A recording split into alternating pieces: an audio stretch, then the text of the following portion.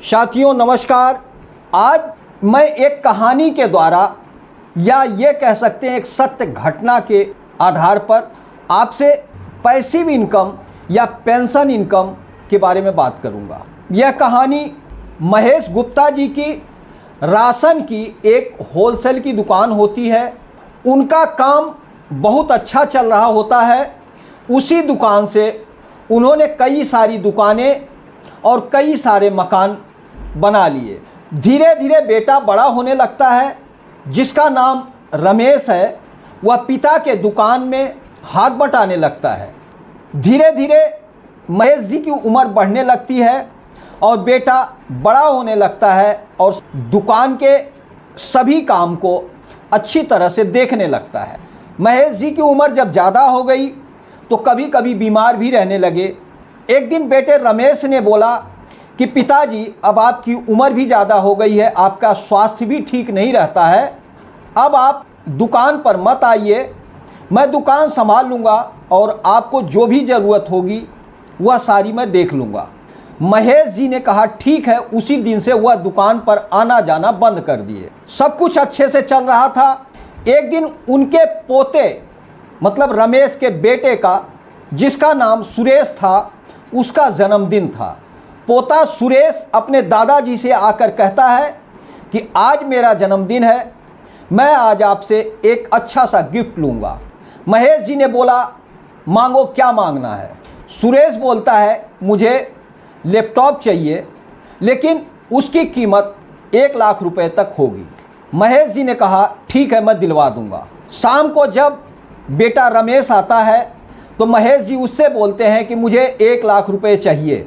रमेश कहते हैं कि पिताजी आपको 1 लाख रुपए की क्या ज़रूरत है। उन्होंने कहा मुझे पैसे चाहिए। उन्होंने कहा पिताजी आपको 1 लाख रुपए की क्या ज़रूरत है। महेश जी बोले मुझे बेटे को लैपटॉप देना है।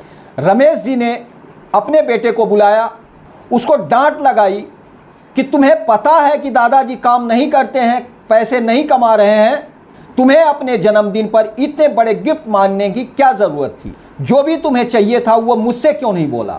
उसको डांट लगाई। सुरेश रोता बिलखता घर के अंदर चले जाता है। अब आप बताइए कि सबसे ज़्यादा इस बात से किसको कष्ट हुआ, महेश जी को या पोते सुरेश को या फिर रमेश को। मुझे लगता है महेश जी को। अगर उनके पास रेगुलर इनकम होती तो शायद अपने बेटे रमेश से पैसे मांगने की ज़रूरत नहीं होती। इसी में पार्ट 2 है। ऐसी ही घटना महेश जी की वाइफ बिमला के साथ होती है। बिमला जी हाउसवाइफ होती हैं। उनके 2 बच्चे, एक रमेश और दूसरी उनकी बेटी होती है जिसका नाम नीलम होता है। नीलम की शादी हो चुकी थी।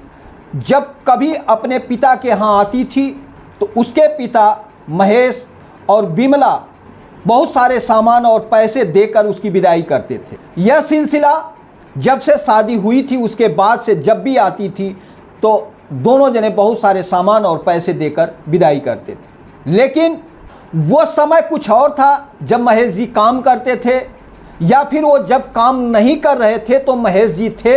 आज के समय में महेश जी भी नहीं थे। अब बिमला जी की पूरी ज़िंदगी, पूरे खर्चों की जिम्मेदारी बेटे रमेश और उसकी पत्नी पर आधारित थी। अब बिटिया नीलम ससुराल से घर पर आई। जैसे पहले बिमला जी बहुत सारी चीज़ें, बहुत सारे पैसे, बहुत सारे सामान देकर उसकी विदाई करते थे, लेकिन इस बार विदाई के लिए उन्होंने जब अपनी बहू से पैसे मांगे तो बहू ने कहा माँ जी यह आपकी जिम्मेदारी नहीं, यह हमारी जिम्मेदारी है।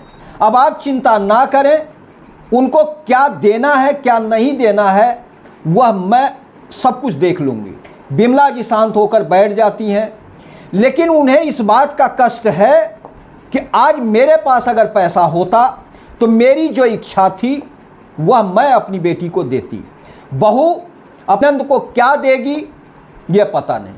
अगर उस समय बिमला जी को भी यह कष्ट हुआ, इस बात का दुख था कि अगर मेरे पति महेश जी कुछ इस टाइप का प्रोविज़न करते कि जिससे कि हमारे पास रेगुलर इनकम आती रहती तो शायद हम लोगों को बच्चों और बहू पर डिपेंड ना होना होता। तो अगर आपका बिजनेस है, बिजनेस अच्छा चल रहा है, तो भी आपका रिटायरमेंट आना है, निश्चित है। आपको भी अपने रिटायरमेंट की प्लानिंग ज़रूर करनी चाहिए।